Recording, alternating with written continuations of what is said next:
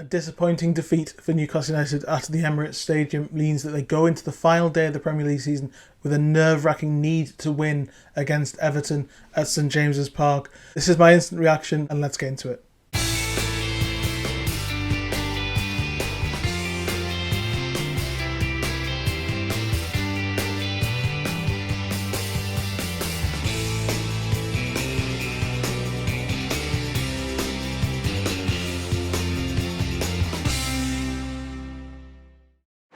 Hello, good evening, and welcome back to my YouTube channel.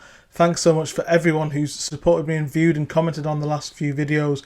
Really appreciate all the support, up to 914 subscribers, trying to get to 1,000. So if you haven't already, please do hit that subscribe button. It really does help ahead of a massive summer. More of that to come later. Lots of pressing issues at hand, and we're going to pick apart that defeat at Arsenal that's literally just finished. It was a disappointing result in the end because Newcastle started the game with real purpose. That first half was absolutely brilliant. They created chances, showed again how effective they can be without the ball, and it felt like it was going to go in the same vein as the other three games against Arsenal this season, where Newcastle have come out on top by not holding much beyond 30-35% of the ball. And it really was effective. Newcastle were creative in midfield, willing runners, which is something that Arsenal didn't have, and that was a way forward. They could break pace. Tonali and Bruno were brilliant in midfield, and I thought that, to be fair, they were fantastic all game. Their issues crept in elsewhere on the pitch as the game went on. But chances were missed, and up front, Callum Wilson obviously came in for Alexander Isak. Isak being out with a minor groin injury, similarly to the Liverpool game back in February, where it was announced late, he travelled, and it was just a late decision according to Eddie Howe. And you know, I've written about this for Forbes in the last few weeks, that Newcastle are not going to take every risk when it comes to Isak, and they know that they have to win against Everton. Howe said he trained all week, so I think that they'll give him every chance to play against Everton. That's why he wasn't in the team. But I think we saw, even though he's not been at his sharp and potent best in the last few weeks, couple of months, how effective he really is in terms of the build-up play, in terms of his movement. Callum Wilson came in today and held the ball up fairly well, but really didn't do much beyond that. And I think it was another example of a game where it just shows that the team and the club and everything, it's just moved past him a little bit. And I think Callum Wilson, his contract's up at the end of the season. There's lots of talk about whether he'll get another year. He's still very favoured in terms of when Isak isn't there, from Eddie Howe's perspective. And even though Will Asula came on for him late in the second half and he looked lively and the movement was back, I think it was quite telling that there wasn't that shift. And I think that Asula still isn't ready, and there's a too big of a gap in terms of quality and experience between Asula and Isak for that trust to be there.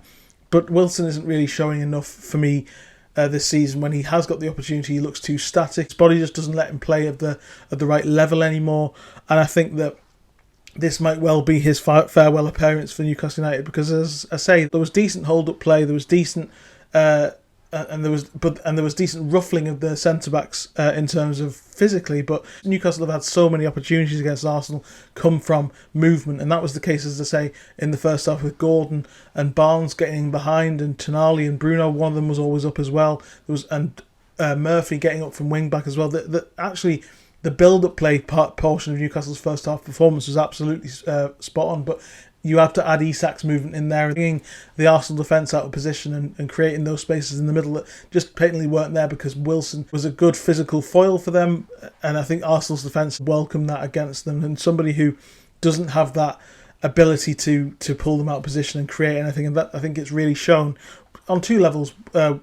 Newcastle without Isak. One, I think it was shown how big of a task it would be to replace him if and when he ever does leave.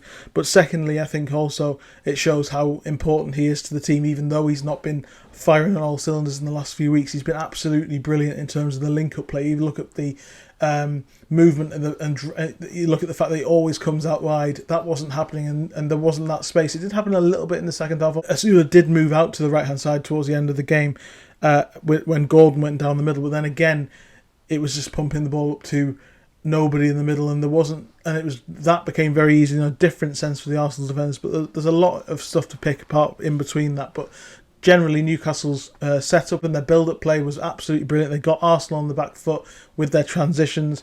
It was very much in the mould of the Carabao Cup two legs and the first league game as well at St James's Park. The difference was Alexander Isak scored in 2 of those games and he wasn't there today, and I think that was a huge psychological boost. I think Mikel Arteta couldn't believe his luck in his pre-match interview, and it really does show that Newcastle lack anything beyond Isak, and they can't rely on him because of that groin problem, and also just generally. I mean, you need other options from elsewhere, and Wilson's lack of movement really cost Newcastle in that first half. The chances were there. Barnes missed a couple, and my biggest gripe with Gordon was the first touch. Got caught out a couple of times, went down for fouls that didn't come. And then in the second half, obviously, he loses the ball to Saka, and that eventually leads to Declan Rice scoring the goal. But Gordon was still getting in behind and still trying to push on. There was a couple of crosses where Barnes just wasn't at the back post as well. So a lot of problems in the sort of attacking of space in the second half and the movement of the attack.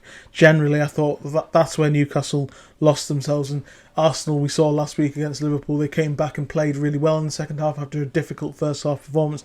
It was very similar for them in this game as well. They took the initiative after the break and Newcastle retreated and couldn't get out, and their confidence clearly waned.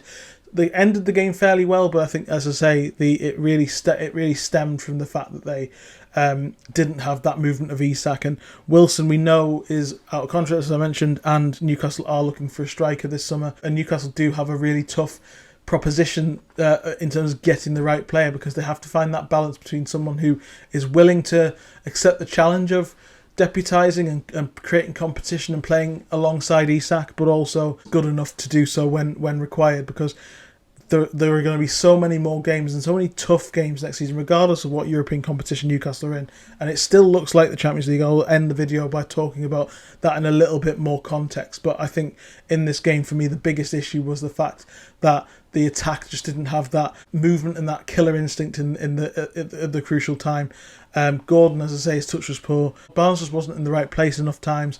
And Wilson, as I say, decent at holding the ball up, and he held the ball up a couple of times, but there were so many opportunities in that first. I think Raya made 5 saves. A couple of those came from his poor distribution, the fact that he was playing out from the back. And again, I think it is worth mentioning that Tonali and Bruno as a 2, they were outnumbered in that midfield, but there was at no stage did you think that was the case, because Arsenal were so static in their performance, particularly in the first half. They allowed Newcastle to control that midfield. They played the game in front of Newcastle's midfield. And then but then Bruno and Tonali, because they're so intelligent and because they're so fit and they're able to get around the pitch, they were able to cover the ground. And one was always there, winning the ball high, and then Newcastle could spring. And that's where I think they lacked that potency, because it wasn't that creativity of space in the box. And Barnes, as I say, made poor decisions, and so did Gordon. I think that was ultimately when Newcastle lost the game in the end, because they didn't score in the first half, which would have changed the complexion going into the second half. And then Arsenal don't come out in the same way as they did. They don't get the initiative as quickly. They have to do different things, whereas they just had to up their tempo as they did, and it pushed Newcastle back and it forced them into a corner, and ultimately an error from Gordon led to a brilliant strike from Declan Rice, and now the dream of finishing second is gone. For me, as you'll know, I touched upon it in the video last week. This was never a conversation for me. It's all about finishing 5th. That's all that matters for Newcastle this season. They can still do that with a victory against Everton. That is still very likely in my mind. I think if they play like they did in the first half, they'll get through that game. Newcastle know what they have to do, but again, the connotations of that and the setting of that game are going to be really difficult to deal with, because everyone's playing at the same time. There's no room for error, and there'll be goals going in at other games. They've got to manage all that and manage their nerves, manage the expectations, and come out and play really, really well like they did in the first half against Chelsea. But this is a fairly worrying trend of the last 2 weeks, that Newcastle have regressed in the way that they have. And unlike last week, they made an error that led to a goal and ultimately cost them.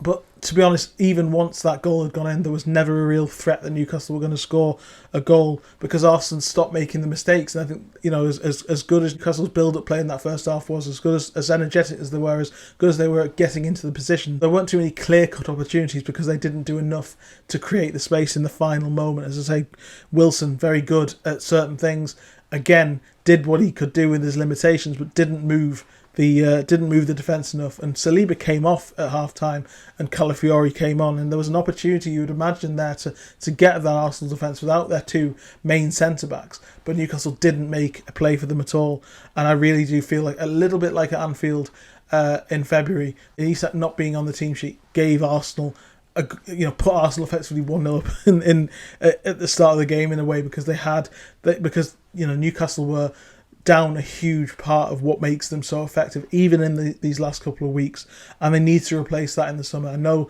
there's lots to talk about the right hand side, there's lots to talk about centre back, and there's lots to talk about the goalkeeper. And again, there was a sort of show of both sides of Nick Pope. I think he was really good in terms of sweeping, in terms of getting high and making sure that Arsenal didn't get in behind the defence too much. His kicking was poor again, and that's obviously an area that Newcastle are worried about. I think that will be rectified at some point, if not this summer, then certainly in the next year. But I do think it'll be this summer. But there needs to be a new striker. A new striker is every bit as important to me as a right-hand side and a centre-back. Lots of people put them in the hierarchy. Newcastle have no PSR issues. Eddie Howe mentioned it in his pre-match press conference.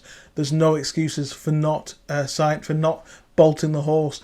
Lots to talk about what Arsenal need, and they need a striker as well, and how they're ready to go on to the next level. This is the summer that Newcastle really show that they're ready for the next stage of their project as well. Got plenty of PSR headroom. They've got no need to sell. Anyone who comes for any of their players will be met with a really stern answer for any of their star players, and they need to go out and make a statement in terms of 3 key positions. And I would argue at this stage a second striker is more important than a goalkeeper. Let me know down in the comments if you agree with that. But for me, as I say, Wilson, the lack of you've either got a lack of experience and a lack of nous with Asula, who, if he'd started, maybe Newcastle would have created the spaces. Maybe that would have been a slightly different story. But I don't have the confidence in Asula to come and do that on the level that is required. Wilson does have that experience, but he doesn't have the ability anymore. He's 33, his injuries are taking his toll. He doesn't get around the pitch enough anymore, and that was so evident, and it gave Arsenal such an upper hand as the game went on, because Newcastle didn't take their chances. It was a poor performance in the second half, and it is a little bit of a concerning trend again from Chelsea last week, but also